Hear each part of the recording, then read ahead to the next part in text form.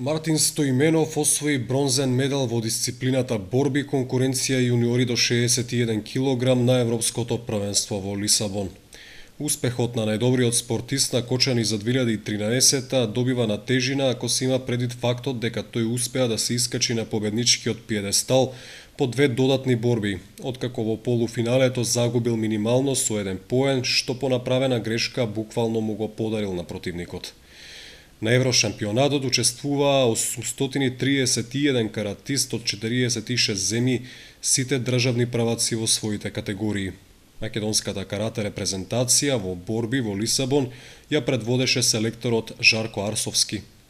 На овој континентален собир во португалската метропола, Македонија освои дури 4 медали, 3 бронзи и 1 злато. Најсјајното одличие заврши наградите на Берат Јакупи, кој успеа да го одбрани златото од претходното европско првенство во борби конкуренција јуниори до 21 кг над 78 кг.